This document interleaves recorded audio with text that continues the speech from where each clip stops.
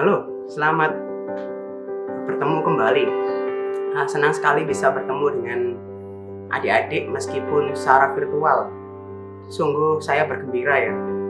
Di masa-masa pandemi ini ada begitu banyak hal yang dipaksa untuk online ya. Harusnya kita bisa bertemu, tapi mau tidak mau kita dipaksa untuk melihat saya di layar kaca. Saya ingin menemui teman-teman di sini. Saya ingin nanyain kabar. Saya ingin menepuk pundaknya teman-teman di sini sambil ngakak-ngakak seru tentang hal-hal yang kita bisa bicarakan. Tapi apalah daya, di masa pandemi ini kita harus jaga jarak minimal katanya 1 meter gitu ya. Tapi tahukah teman-teman, saya rindu sekali teman-teman di sini boleh bercakap-cakap dengan saya gitu.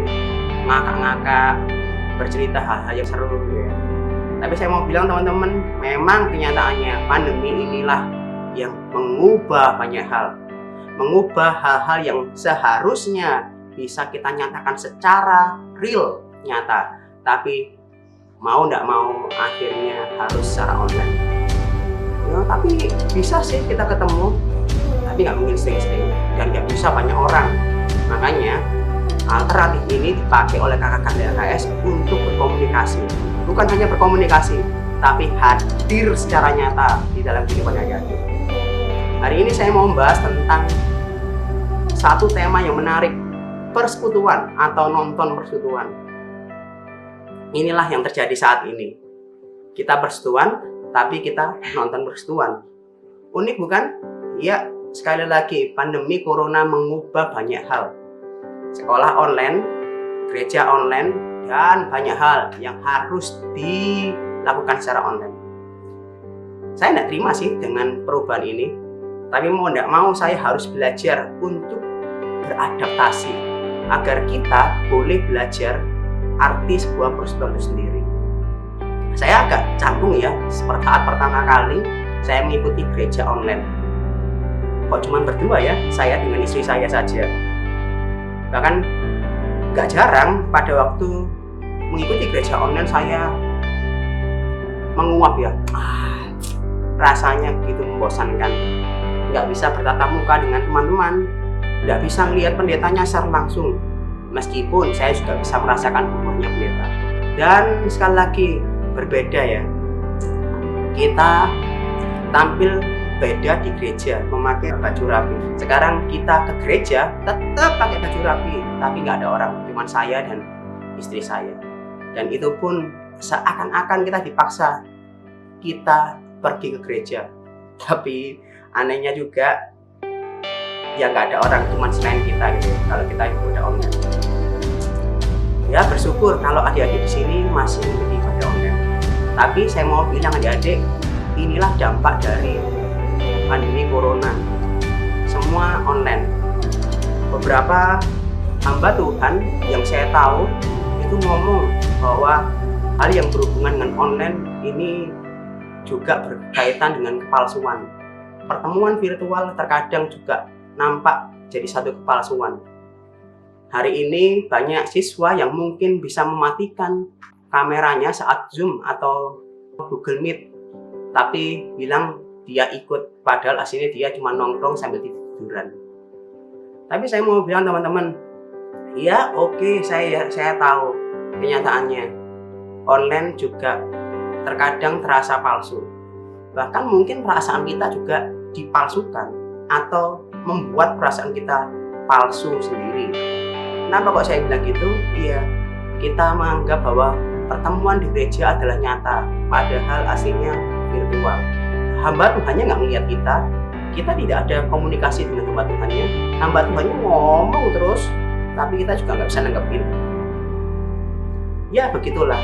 Tapi saya mau bilang teman-teman, ini adalah usaha yang menarik untuk menjembatani sebuah jarak yang harus kita jalani. Dan saya mau bilang teman-teman, bagian kedua dari dampak virtual dan online ini, saya yakin relasi yang harusnya bisa menjadi real atau nyata, tapi menjadi terlihat semu. Sekali lagi, terlihat semu. Kenapa kok terlihat semu? Iya, karena kita nggak bertatap muka, kita nggak berinteraksi, Aneh bukan? Bahkan beberapa teman saya, guru-guru itu ngomong, anak-anak ini virtual online, tapi mereka nggak tahu siapa diri kita gitu.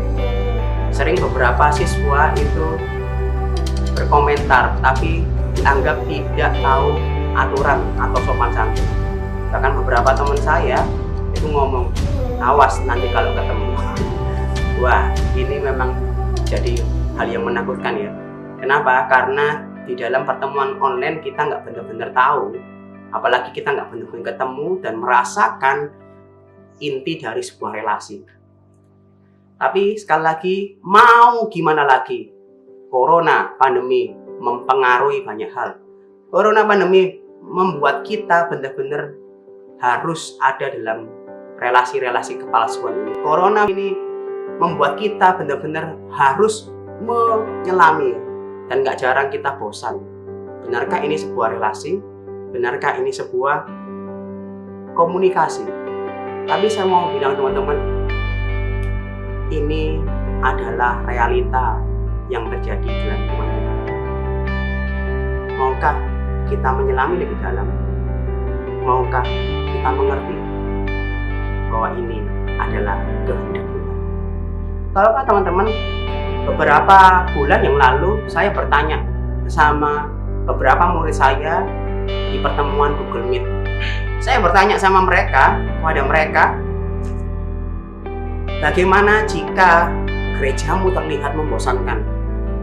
Bagaimana jika gerejamu itu terlihat hampa? Tidak ada hal yang mengasihkan. Karena saya dengar sendiri ada salah satu murid saya ngomong, gimana pendapatmu tentang gerejamu? Gak ada yang istimewa kak? Wush. Tapi herannya setiap minggu dia masih gereja. Bahkan sampai sekarang mengikuti ibadah online. Kalau setiap minggu aja ke gereja sebelum pandemi, mereka merasakan kesemuan, mereka merasakan kebosanan. Gimana saat pandemi? Pasti rasanya lebih membosankan. Iya kan? Dia membandingkan dengan beberapa gereja yang terlihat lebih wow. Kenapa kok wow? Karena musiknya enak, karena ada tepuk tangannya, karena gembira, karena membuat kita puas. Inilah gereja zaman sekarang. Saya mengajar gereja bukan hanya gedungnya. Gereja adalah orangnya. Seharusnya gereja ada untuk memuliakan nama Tuhan. Gereja harusnya ada untuk jadi terang, bukan jadi gelap. Saya teringat dengan cerita anak yang hilang. Saya berpikir yang hilang hasilnya bukan anak bungsu saja, tapi yang terhilang juga adalah anak sulung. Bedanya, anak bungsu terhilang di luar, anak sulung terhilang di dalam. Dia merasa ada di gereja, dia merasa ada di rumah Bapa, tapi dia tidak merasakan kasih dan hati Bapa. Bagaimana dengan teman-teman? Mari kita baca satu bagian firman Tuhan di Ibrani 10 ayat 25. Saya yakin ini bukan ayat yang asing bagi kita semuanya ya. Ya, Ibrani 10 ayat 25. Saya akan bacakan untuk teman-teman di sini. Kita mau belajar tentang hal yang menarik yang ditunjukkan Alkitab mengenai orang-orang yang bersekutu. Sekali lagi, tema kita adalah persekutuan atau nonton persekutuan. Unik sekali ya. Tapi ini tema yang harusnya menggugah pemikiran kita. Benarkah kita gereja yang mengerti hati Bapa? Benarkah kita gereja yang memuliakan nama Tuhan? Atau kita pura-pura jadi gereja? Atau kita jadi gereja yang tak? Saya akan bacakan teman-teman untuk teman-teman di sini Ibrani 10 ayat 25. Janganlah kita menjauhkan diri dari pertemuan-pertemuan ibadah kita seperti yang dibiasakan oleh beberapa orang, tetapi marilah kita saling menasihati dan semakin giat melakukannya menjelang hari Tuhan yang mendekat. Amin. Bagian ini ditegaskan untuk menegur orang-orang Ibrani dalam perantauannya, teman-teman. Saya yakin bagian ini ditegaskan untuk mengingatkan bahwa gereja memang harusnya ada untuk memuliakan nama Tuhan. Gereja bukan ada untuk memuaskan dirinya sendiri. Ibadah online atau tidak online harusnya tetap punya makna ibadah. Gereja wajib beribadah untuk memuaskan hatinya Tuhan, bukan memuaskan hati pribadinya sendiri. Dan saya bersyukur teman-teman, pada waktu saya bertanya pada murid-murid saya,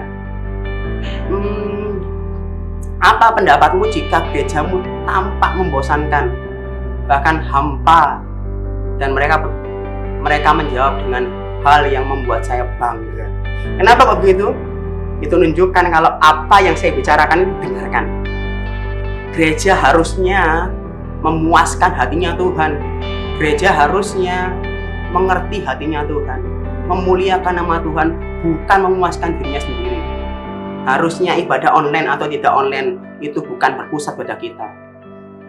Kita kadang berpikir, kok ibadah online kok kayak gini sih? Kok merasa membosankan sih? Kamu itu beribadah pada siapa? Kamu menyembah dirimu sendiri? Tunggu dulu. Atau kamu mau mendirikan agamamu sendiri? Amazing. Saya mau bilang teman-teman di sini, ya, janganlah kita membiasakan atau terbiasa dengan hal-hal yang ada di sekitar kita yang buat kita terpenjara. Terpenjara oleh apa, Kak? Terpenjara oleh hal-hal yang semu. Memang terkadang ibadah virtual atau online tampak palsu atau semu. Bahkan relasi pun tampak gak nyata. Tapi saya mau bilang teman-teman, itulah produk dari masa pandemi ini. Tapi saya mau bilang juga teman-teman, kalau kita bisa memilih untuk tidak menjadi virtual atau tidak menjadi relasi yang semu. Gimana Kak caranya, Kak? Ya caranya benar-benar kamu harus menghadirkan dirimu. Salah satu teman saya bernama Kak Abel pernah ngomong kalau kita itu harus benar-benar nyata, tampak hadir. Karena kenyataannya masa-masa pandemi ini membuat kita nggak benar-benar punya relasi yang intim. Hanya sekitar online, kalau bisa telepon, kalau bisa Zoom, video call. Tapi saya mau bilang teman-teman di sini, ya itulah dampaknya. Kita milih menyerah pada keadaan atau kita milih bertindak. Harusnya gimana Kak? Iya, harusnya pada waktu kita ibadah online, kita benar tahu kalau ini ibadah. Harusnya kita mulai mempersiapkan diri kita. Kita harus mengerti bahwa ini memang suatu ibadah meskipun kenyataannya sulit. Dan saya mau bilang juga teman-teman, teman saya ini bernama Kak Abel ini ngomong, di masa-masa ini harusnya kita benar-benar menghadirkan diri kita secara nyata. Gara-gara online kita nggak bisa ketemu sama teman-teman kita. Benarkah seperti itu? Tidak teman-teman. Gara-gara online harusnya kita punya semangat lebih untuk ngomong, aku mengasihimu, aku peduli sama kamu, aku mengerti hidup kamu. Harusnya saat online ini kita juga malah harusnya berjuang, Tuhan Engkau memang ada, Tuhan Engkau memang hadir. Kami tidak layak untuk mengetahui betapa besarnya kasih-Nya Tuhan. Kami mau hadir, kami mau merasakan lebih Tuhan. Bahkan saat dimana kita harus ada dalam dunia online. Sekali lagi teman-teman, saya ingin negaskan, hidupmu bukan untuk dirimu sendiri. Tuhan mau menembus batas kenyataan yang kita pikirkan secara logika. Jadi manusia, jadi hamba, bahkan mati untuk kamu dan saya. So, mau nyerah pada keadaan? Ayo, kita mau belajar untuk menghadirkan diri kita secara nyata. Tuhan memberkati kita semuanya.